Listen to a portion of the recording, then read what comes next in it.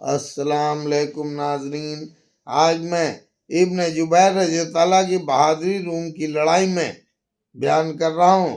حضرت عثمان رضی اللہ تعالیٰ زمانہ خلافت میں 26 ہجری میں مصر کے پہلے حاکم حضرت عمر بن عاص رضی اللہ تعالیٰ کے بجائے اب عبداللہ بن سرح رضی اللہ تعالیٰ حاکم بنائے گئے تو وہ یم کی لڑائی کے واسطے 20,000 کے مجمع کے ساتھ نکلے۔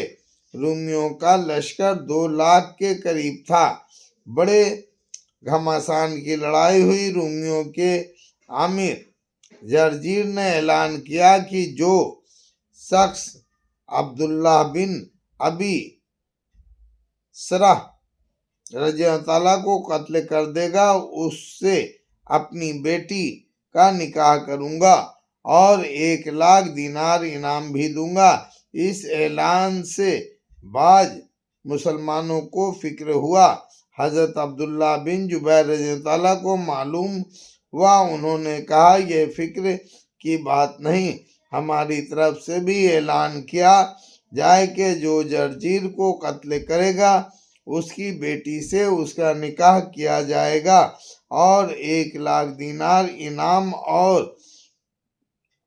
مزید یہ کہ اسی کو ان شہروں کا امیر بھی بنا دیا جائے گا۔ الغرض دیر تک مقابلہ ہوتا رہا۔ حضرت عبداللہ بن جبیر رضی اللہ عنہ نے دیکھا کہ جرجیر سارے لشکر کے پیچھے ہے اور لشکر اس سے آگے بڑھا ہوا ہے۔ 2 باندیاں مور کے پروں سے اس پر سایہ کیے ہوئے ہیں۔ انہوں نے غفلت کی حالت میں لشکر سے ہٹ کر اس پر تنہا جا کر حملہ کیا۔ وہ یہ سمجھتا رہا کہ تنہا اس طرح بڑھے آ رہے ہیں، کوئی پیغام صلح لے کر آئے ہیں، مگر انہوں نے سیدھے پہنچ کر اس پر حملہ کر دیا اور تلوار سے سر کاٹ کر برچھے پر اٹھا کر لے آئے، اور سب دیکھتے رہ گئے۔ فائدہ: حضرت عبداللہ بن جبیر رضی اللہ تعالیٰ نوعمر ہی تھے۔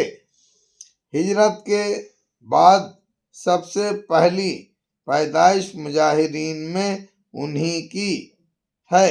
مسلمانوں کو ان کی